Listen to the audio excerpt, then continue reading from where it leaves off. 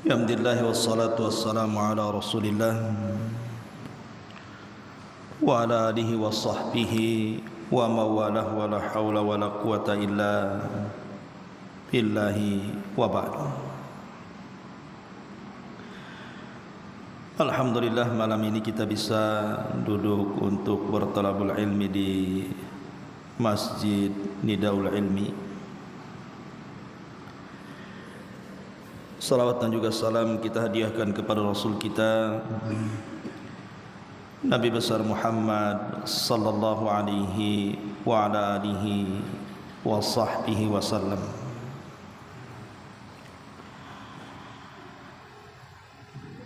Pembahasan di malam hari ini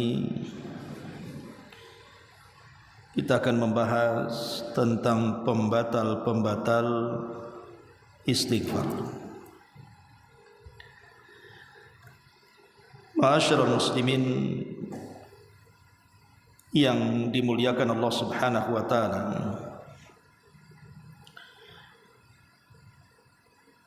di dalam Al-Qur'anul Karim Allah Subhanahu wa taala menyebut dua nama Allah Subhanahu wa taala yang sangat masyhur. Pertama,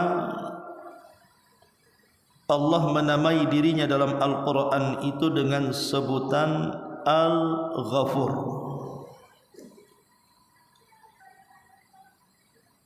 Dan juga di sana Allah Subhanahu wa taala menyebut dirinya dengan sebutan nama Al-Ghaffar. Ada Al-Ghafur, ada Al-Ghaffar. Lalu apa bedanya nama Allah Subhanahu wa taala Al-Ghafur dan juga Al-Ghaffar? Bukankah secara arti sama-sama zat yang Maha Pengampun?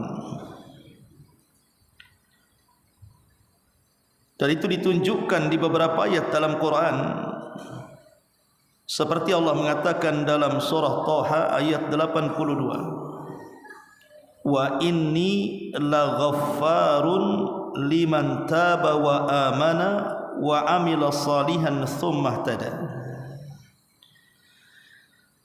Dan sesungguhnya aku sungguh zat yang Maha Pengampun bagi orang yang bertobat, beriman, beramal saleh, kemudian dia mendapatkan petunjuk Allah Subhanahu wa taala. Tapi di ayat yang lainnya, surah Al-Baqarah 218, Allah mengatakan wallahu ghafurur rahim. Dan Allah Subhanahu wa taala Maha Pengampun lagi Maha Penyayang. Al-Imam Al-Qurtubi ketika menukilkan perkataan sebagian para ulama, beliau memerinci makna Al-Ghafur dengan Al-Ghaffar. Kata beliau, annal ghafur alladhi yaghfiru dhunubal azimata wal ghaffar alladhi yaghfiru dhunubal kathirata. Adapun Al-Ghafur artinya Allah Subhanahu wa taala mengampuni dosa-dosa yang besar. Adapun Al-Ghaffar maksudnya adalah Allah mengampuni dosa-dosa yang banyak. Jadi sebesar apapun dosa, kalau dia datang kepada Allah minta ampun, maka sesungguhnya dia Al-Ghafur, zat yang Maha mengampuni dosa-dosa besar. Kalau ada seseorang kemudian sepanjang hidupnya banyak melakukan dosa, hampir semua dosa dia lakukan, kalau dia datang menghadap Allah memintakan ampun akan dosa-dosanya, Allah Subhanahu wa taala Al-Ghaffar, dia akan mengampuni sebanyak apapun dosa. Sehingga kesimpulannya, sebesar apapun dosa, sebanyak apapun dosa, kalau dia minta ampun kepada Allah Subhanahu wa taala, maka pasti Allah akan mengampuni dosa-dosa kita. Karena di satu sisi dia Al-Ghafur, di sisi lain dia Al-Ghaffar. Paham sampai di sini? Baik. Ma'asyiral muslimin yang dimuliakan Allah Subhanahu wa taala. Kita sering mendengar istilah antara istighfar dan juga at-taubah. Apa bedanya? Kita harus banyak-banyak beristighfar. Kita harus banyak-banyak bertobat. Apa bedanya al-istighfar dan at-taubatu itu? Ulama mengatakan, kalau seandainya berjumpa dalam satu kalimat istighfar dan juga taubat, dan itu banyak disebutkan di dalam Al-Quran. Contohnya surah Al-Ma'idah ayat 73 dan 74. Allah Subhanahu wa taala mengatakan, afala yatubuna ilallah wa yastaghfirunahu wallahu ghafurur rahim. Afala yatubuna ilallah, kenapa mereka tidak bertobat kepada Allah? Wa yastaghfirunahu, dan mereka meminta ampun kepada Allah dengan istighfar, dan Allah Maha Pengampun lagi Maha Penyayang. Dalam satu redaksi ayat ini Allah menyebut dua kata, satu taubat, satu istighfar. Kalau dua kalimat ini disebut dalam satu redaksi ayat, maka kata para ulama, istighfar itu 5 madha wa taubatu 5 yastaqbil. Maksudnya istighfar itu menghapuskan dosa-dosa yang telah berlalu. Adapun taubat itu menghapuskan dosa yang akan datang dengan cara istiqomah di atas taubat. Saya ulangi, kalau seandainya dua kalimat itu disebutkan dalam satu kalimat, maka istighfar bicara tentang dosa-dosa lama. Mungkin dulu kita pernah jahat, kita pernah mencuri, kita pernah menggibah, kita pernah berbuat zalim, dan begitu seterusnya. Maka itu bisa diampuni oleh Allah Subhanahu wa taala dengan cara istighfar. Dan kalau berkaitan dengan hamba-hamba Allah, maka harus dikembalikan haknya. Tapi kalau taubat itu bicara tentang masa yang akan datang. Kalau dulu saya pernah mencuri, maka sampai masa depan pun saya tidak akan mencuri. Kalau dulu saya pernah mabuk, maka sampai kapanpun saya tidak akan mabuk. Kalau dulu saya berjudi, maka masa depan pun saya tidak akan berjudi. Itulah penggabungan istighfar dan taubat, penggabungan masa lalu dan penggabungan masa yang akan datang. Inilah perbedaan antara al-istighfar dan juga at-taubat. Kemudian yang ketiga, kita sering mendengar kalimat al-afwu wal istighfar. Di bulan Ramadan, tepat di 10 akhir Ramadan, Nabi SAW menganjurkan kita, apabila datang tanggal-tanggal ganjil, apa doa yang harus kita panjatkan? Allahumma innaka afuwun tuhibbul afwa fa'fu anni. Allahumma innaka afu, ya Allah, engkau zat yang maha pemaaf. Tuhibbul afwa, suka dengan orang-orang yang memaafkan. Fa'fu anni, maafkan aku. Artinya bahwa kalimat al-afu juga artinya minta pengampunan dari Allah.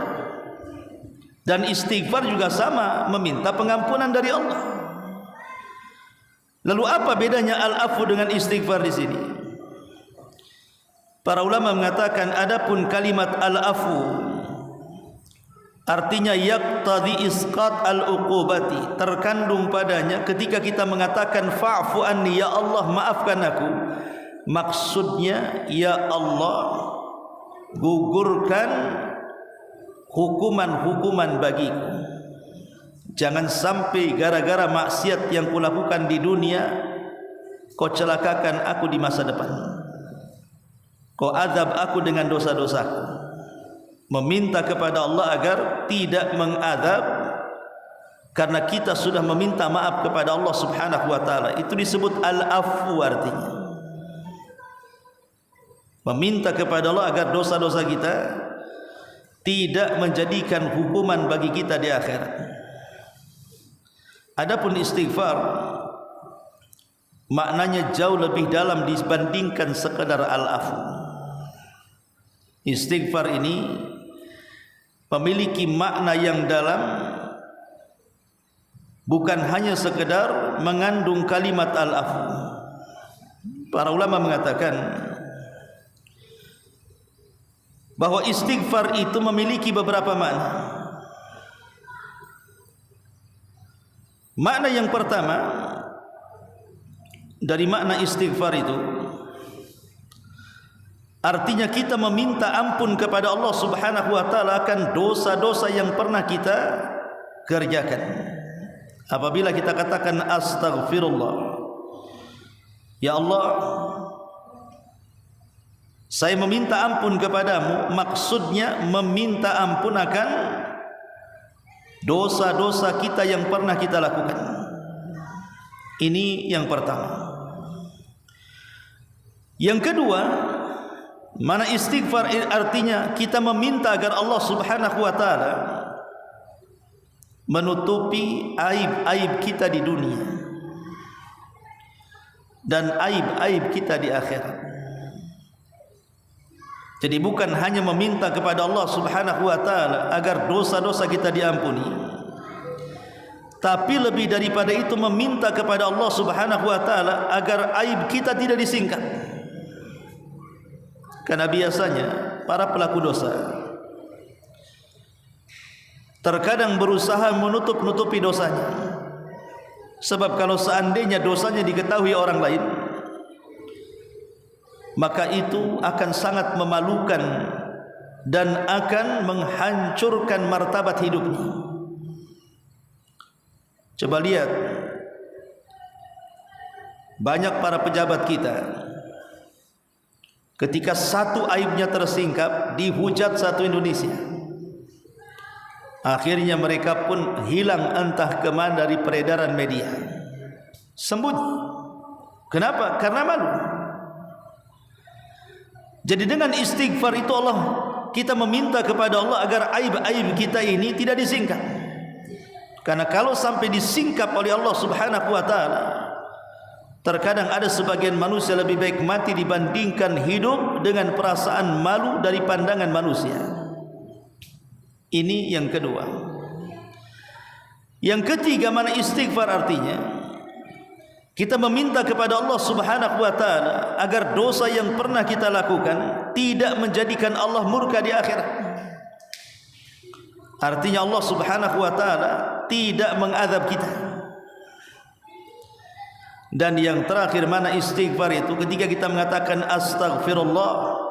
Astaghfirullah artinya kita meminta kepada Allah Subhanahu wa taala agar Allah memberikan taufik kepada kita dan kita diperbaiki kehidupannya, tidak kembali melangkahkan kaki ke tempat-tempat maksiat yang dulunya pernah kita gemari. Jadi istighfar itu memiliki empat makna. Pertama, kita meminta ampun akan dosa-dosa kita. Yang kedua, kita meminta kepada Allah agar aib-aib kita ditutup. Yang ketiga, kita meminta kepada Allah agar dosa-dosa kita tidak menyebabkan Allah mengadab kita. Dan yang terakhir, kita meminta kepada Allah agar Allah memperbaiki hidup kita jauh lebih baik dibandingkan sebelumnya. Jadi istighfar itu lebih umum dibandingkan sekedar kalimat al-afu. Makanya kenapa kita harus banyak beristighfar supaya kita mendapatkan 4 perkara ini. Akan tetapi istighfar juga punya pembatal-pembatalnya. Kapan istighfar kita dibatalkan dan tidak dianggap Allah Subhanahu wa taala? Pertama, al-israru ala dzambi. Ketika kita terus-menerus di atas dosa, padahal kita sudah istighfar, tapi kita masih terus-menerus melakukan perbuatan dosa. Maka istighfar dengan lisan, sementara hati dan perbuatan masih tetap melaksanakan kemaksiatan, maka tidak ada guna istighfar itu. Sambil gibah, di sela-sela gibah astagfirullah, tapi gibah lagi. Nanti di sela-sela gibah astagfirullah, tapi ngomong lagi. Jadi lisannya mengucapkan astagfirullah. Sampai dulu ada cerita, satu kampung itu ada orang gila dianggap wali karena di mana-mana di tangannya bawa tasbih, bahkan ketika mabuk pun dia berzikir. Terkadang sambil judi, tasbih kecilnya itu sambil diputar-putar itu dikatakan wali katanya. Dalam kondisi maksiat saja masih bisa berzikir katanya. Kan ngaco ini. Ini wali setan namanya, bukan wali Allah. Jadi kalau ingin diterima istighfarnya, maka stop maksiatnya. Jangan lisannya istighfar tapi hati dan perbuatannya masih melakukan perbuatan dosa. Yang kedua, pembatal istighfar, su'udzan billahi, buruk sangka dengan Allah Subhanahu wa taala. Apa bentuk buruk sangka dengan Allah Subhanahu wa taala? Dia sudah istighfar astagfirullah, meminta ampun kepada Allah Azza wa Jalla, tapi dalam hatinya menyangka bahwa Allah tidak akan mengampuni dosanya. Mulutnya astagfirullahaladzim, tapi hatinya buruk sangka bahwa Allah Subhanahu wa taala tidak akan mengampuni dosanya. Dan ini biasanya terjadi kepada orang-orang yang putus asa. Karena terlampau banyak melakukan dosa, dia kira Allah tidak akan mengampuni dosanya, sehingga istighfarnya hanya dengan lisannya saja, tapi hatinya tidak yakin Allah mengampuni dosa-dosanya. Maka su'udzan, berburuk sangka dengan Allah Subhanahu wa taala, maka ini pun pembatal dari pembatal-pembatal istighfar. Kemudian yang ketiga, al-istighfar bi dzambi, menganggap remeh dengan dosa. Di mana ketika seorang hamba mengucapkan astagfirullah, dia tidak ada penyesalan,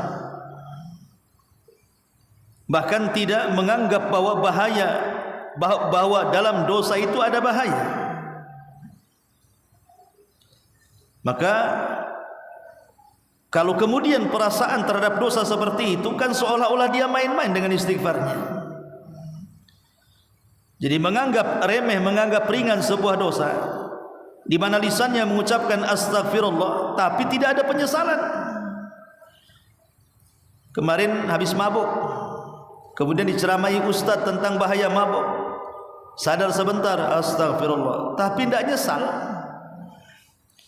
Dan tidak ada pikiran bahwa di balik kemaksiatan itu ada bahaya yang mengancam dirinya. Maka istighfar seperti ini namanya tala'ub, istighfar main-main, tidak akan dianggap di hadapan Allah Subhanahu wa taala. Kemudian yang keempat, at-tanaqud bainal qauli wal fi'li. Ada perbedaan antara ucapan dan juga perbuatan. Lisannya mengucapkan istighfar, tapi hati dan perbuatannya menyelisihi istighfarnya. Dengan cara apa? Hatinya masih ada keinginan untuk maksiat. Mungkin badannya belum bergerak maksiat, tapi hatinya kepengen maksiat. Sementara lisannya mengucapkan astagfirullah. Maka ini tidak sinkron antara lisan dengan hati. Bukankah apabila sinkron ucapan lisan dengan hati, berarti mulutnya mengucapkan astagfirullah, hatinya juga mengunci mati bahwa tidak mungkin dia akan melakukan maksiat. Karena istighfar itu artinya taubat, meminta ampun kepada Allah dari perbuatan dosa. Sementara kalau hatinya masih menginginkan dosa, sementara lisannya istighfar, ini namanya kontradiktif. Yang disebut di sini tanakud namanya. Ini tidak selaras, tidak sejalan antara ucapan dan hati. Istighfar seperti ini main-main namanya. Ini juga yang mengakibatkan bahwa istighfar itu tidak ada guna di hadapan Allah Subhanahu wa taala. Jadi secara singkat, pembatal istighfar itu ada 4. Al-israr ala dzambi, terus menerus di atas dosa.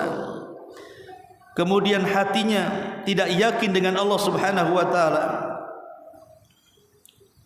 dan dia berburu sangka dengan Allah Subhanahu wa taala bahwa Allah tidak akan mengampuni dosanya. Kemudian yang ketiga, dia merasa meremehkan dosa.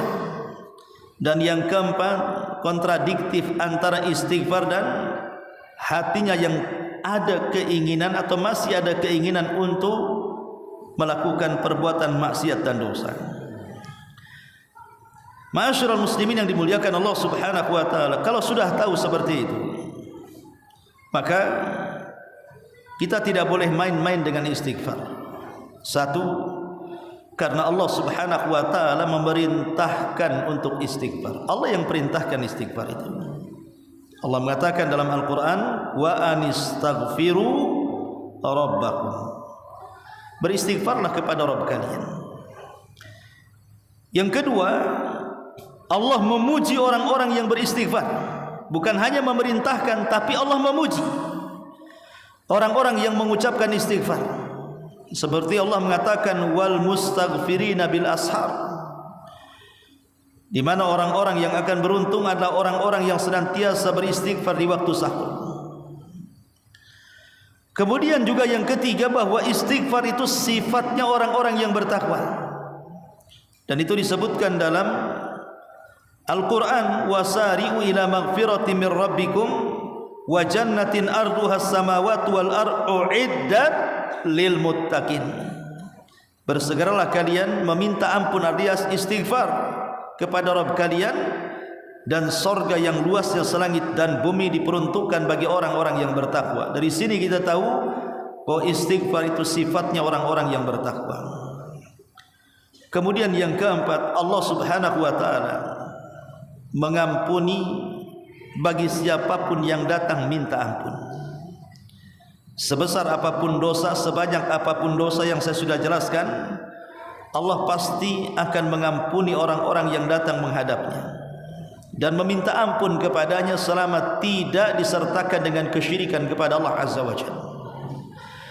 Kemudian yang kelima, bahwa istighfar itu bisa mendatangkan kebaikan, keberkahan, dan menolak bala. Jadi istighfar itu bisa mendatangkan kebaikan, barakah, bahkan menolak bala. Salah seorang syekh bercerita tentang urusan rumah tangga.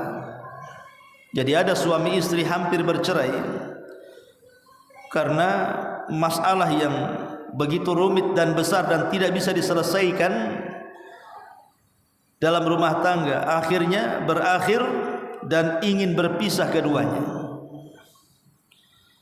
Tapi kedua orang tuanya tidak mau berpisah anak-anaknya.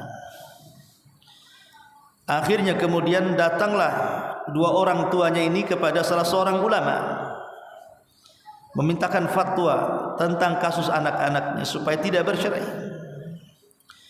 Maka sang alim mengatakan, perintahkan anak-anakmu untuk memperbanyak istighfar.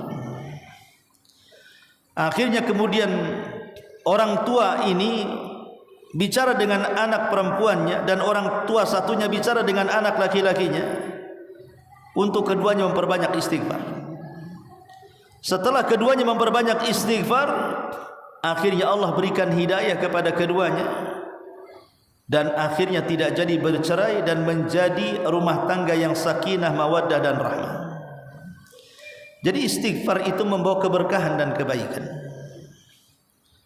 Makanya dahulu di zaman Hasan Al-Basri ada orang yang datang kepada Hasan Al-Basri mengeluhkan 3 soalan. 3 soalan ini berbeda-beda masalah. Yang satu mengeluhkan sudah berumah tangga tapi tidak punya keturunan. Yang satu mengeluhkan soal kemiskinan, seolah-olah selama ini dia usaha ke sana kemari bekerja, tidak ada kemajuan, tetap aja miskin. Kemudian yang ketiga, daerahnya kering kelontang, tidak ada hujan, kemarau berkepanjangan sehingga banyak ternak yang mati, tumbuhan tidak tumbuh, bahkan manusia sudah mulai kelaparan.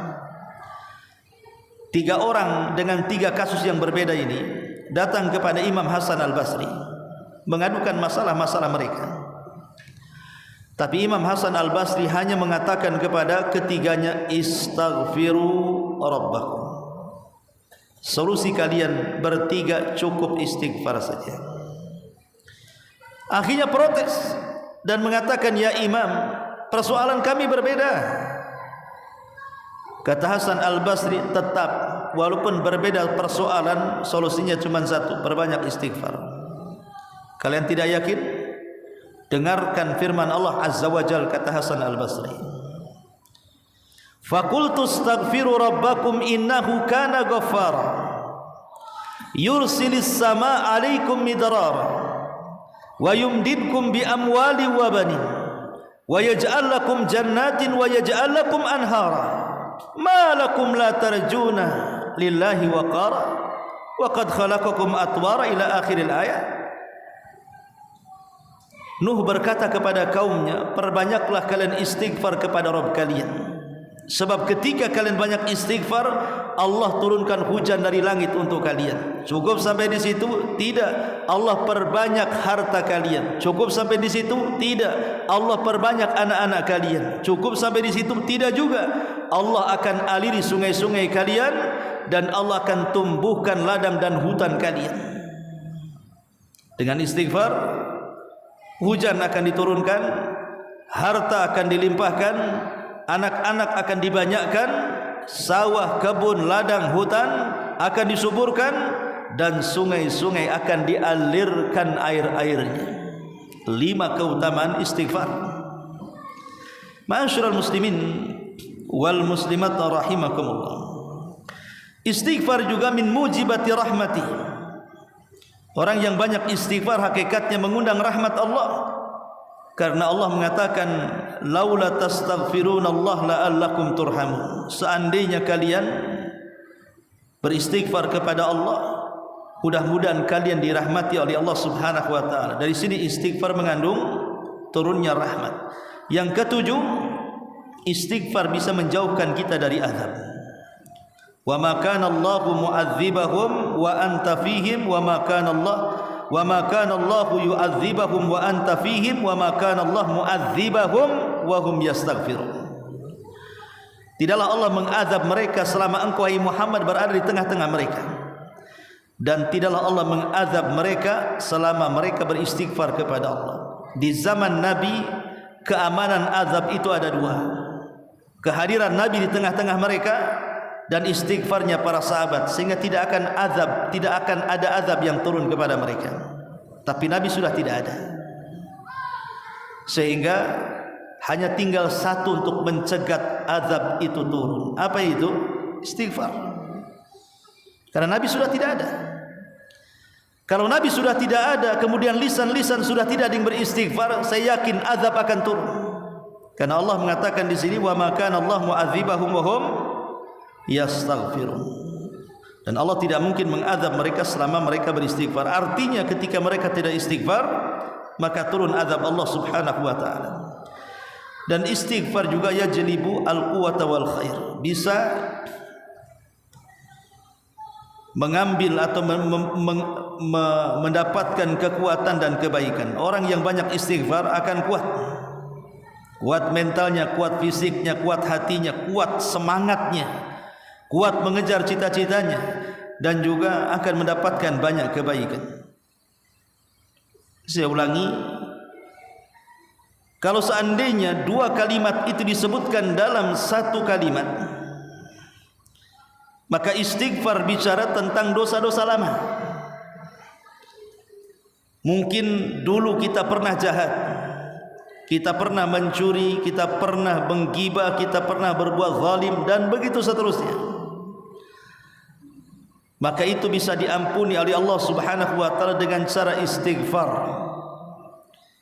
Dan kalau berkaitan dengan hamba-hamba Allah, maka harus dikembalikan haknya. Tapi kalau taubat itu bicara tentang masa yang akan datang. Kalau dulu saya pernah mencuri, maka sampai masa depan pun saya tidak akan mencuri. Kalau dulu saya pernah mabuk, maka sampai kapanpun saya tidak akan mabuk. Kalau dulu saya berjudi, maka masa depan pun saya tidak akan berjudi. Itulah penggabungan istighfar dan taubat, penggabungan masa lalu dan penggabungan masa yang akan datang. Inilah perbedaan antara al-istighfar dan juga at-taubat.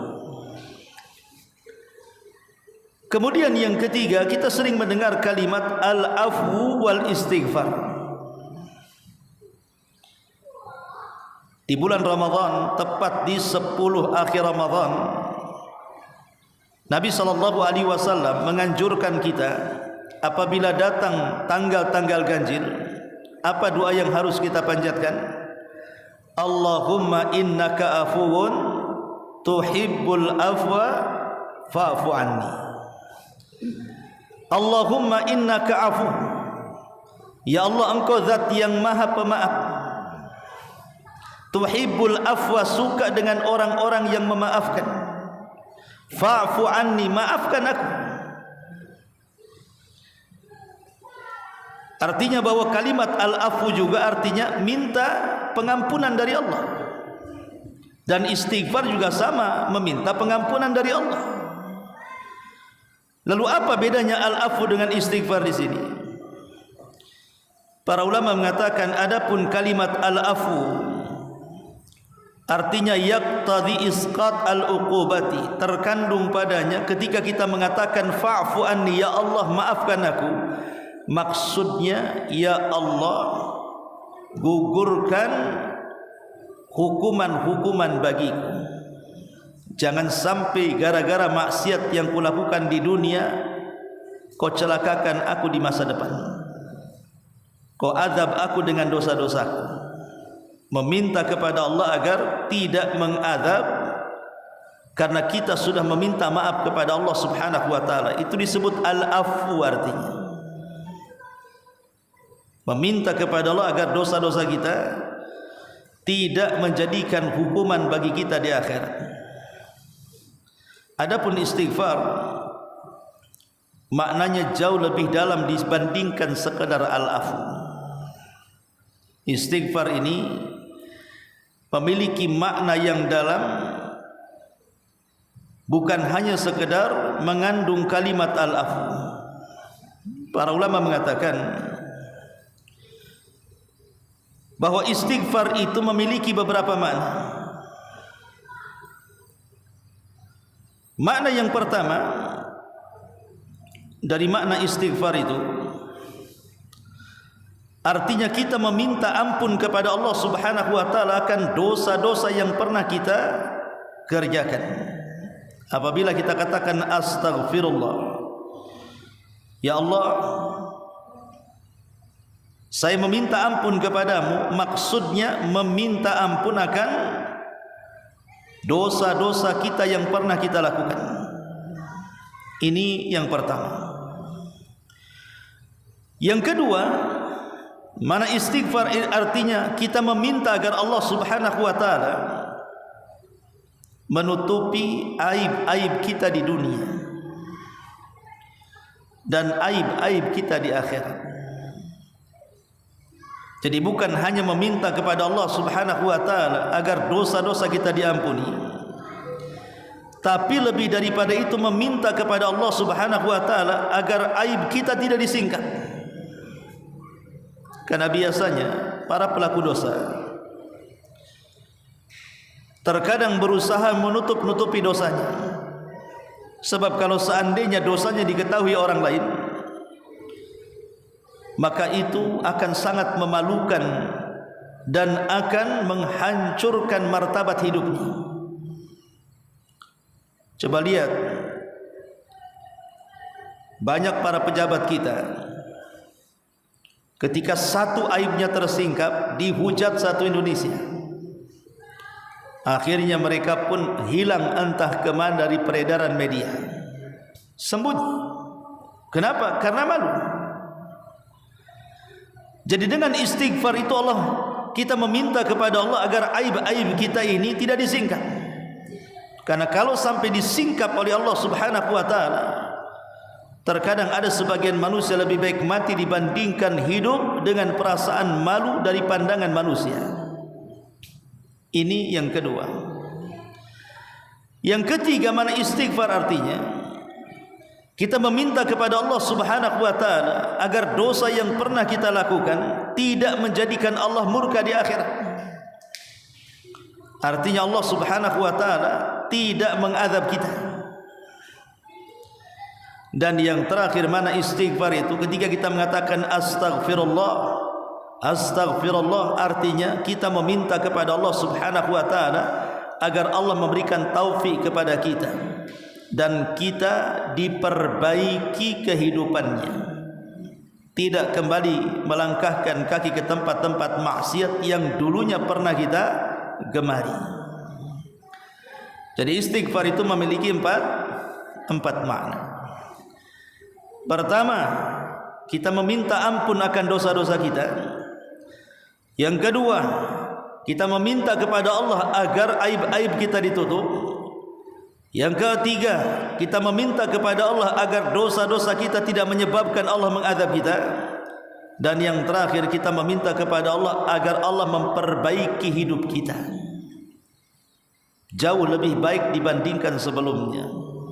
Jadi istighfar itu lebih umum dibandingkan sekedar kalimat al-afu. Makanya kenapa kita harus banyak beristighfar, supaya kita mendapatkan 4 perkara ini. Akan tetapi istighfar juga punya pembatal-pembatalnya. Kapan istighfar kita dibatalkan dan tidak dianggap Allah Subhanahu wa taala? Pertama, al-israru ala dzambi. Ketika kita terus-menerus di atas dosa, padahal kita sudah istighfar, tapi kita masih terus-menerus melakukan perbuatan dosa. Maka istighfar dengan lisan, sementara hati dan perbuatan masih tetap melaksanakan kemaksiatan, maka tidak ada guna istighfar itu. Sambil gibah, di sela-sela gibah astagfirullah, tapi gibah lagi. Nanti di sela-sela gibah astagfirullah, tapi ngomong lagi. Jadi lisannya mengucapkan astagfirullah. Sampai dulu ada cerita, satu kampung itu ada orang gila dianggap wali, karena di mana-mana di tangannya bawa tasbih, bahkan ketika mabuk pun dia berzikir. Terkadang sambil judi, tasbih kecilnya itu sambil diputar-putar itu dikatakan wali katanya. Dalam kondisi maksiat saja masih bisa berzikir katanya. Kan ngaco ini. Ini wali setan namanya, bukan wali Allah. Jadi kalau ingin diterima istighfarnya, maka stop maksiatnya. Jangan lisannya istighfar tapi hati dan perbuatannya masih melakukan perbuatan dosa. Yang kedua, pembatal istighfar, su'udzan billahi, buruk sangka dengan Allah Subhanahu wa taala. Apa bentuk buruk sangka dengan Allah Subhanahu wa taala?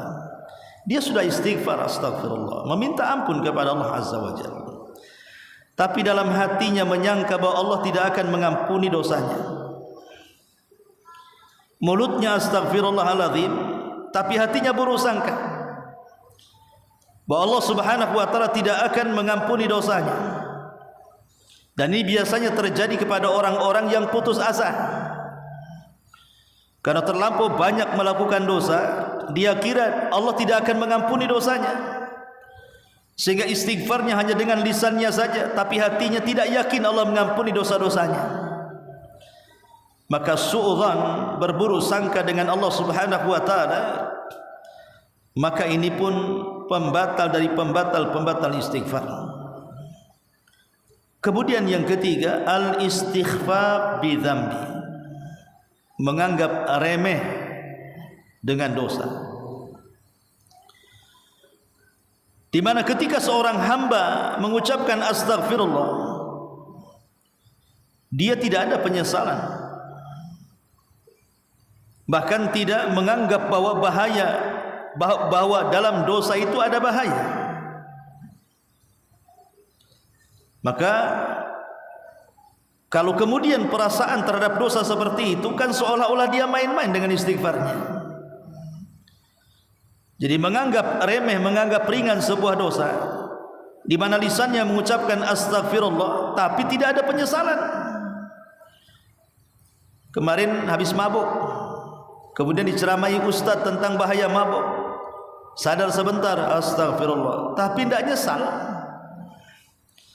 Dan tidak ada pikiran bahwa di balik kemaksiatan itu ada bahaya yang mengancam dirinya. Maka istighfar seperti ini namanya tala'ub, istighfar main-main, tidak akan dianggap di hadapan Allah Subhanahu wa taala. Kemudian yang keempat, at-tanaqud bainal qauli wal fi'li. Ada perbedaan antara ucapan dan juga perbuatan. Lisannya mengucapkan istighfar, tapi hati dan perbuatannya menyelisihi istighfarnya. Dengan cara apa? Hatinya masih ada keinginan untuk maksiat. Mungkin badannya belum bergerak maksiat, tapi hatinya kepengen maksiat. Sementara lisannya mengucapkan astagfirullah. Maka ini tidak sinkron antara lisan dengan hati. Bukankah apabila sinkron ucapan lisan dengan hati, berarti mulutnya mengucapkan astagfirullah, hatinya juga mengunci mati bahwa tidak mungkin dia akan melakukan maksiat. Karena istighfar itu artinya taubat, meminta ampun kepada Allah dari perbuatan dosa.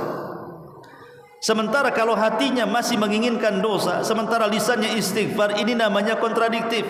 Yang disebut di sini tanaqud namanya. Ini tidak selaras, tidak sejalan antara ucapan dan hati. Istighfar seperti ini main-main namanya.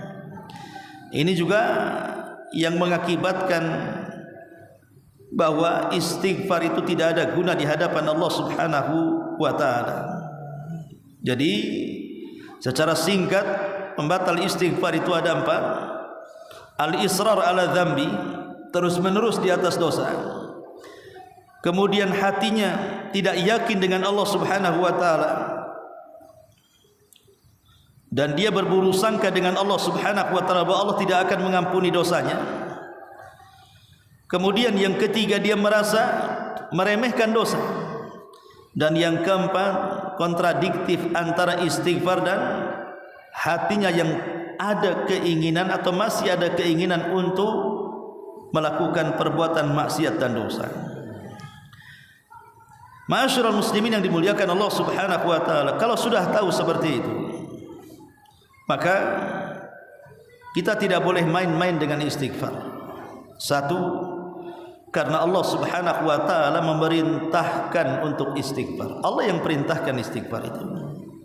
Allah mengatakan dalam Al-Qur'an, wa anistaghfiru rabbakum. Beristighfarlah kepada Rabb kalian. Yang kedua, Allah memuji orang-orang yang beristighfar. Bukan hanya memerintahkan, tapi Allah memuji orang-orang yang mengucapkan istighfar. Seperti Allah mengatakan wal mustaghfirina bil ashar,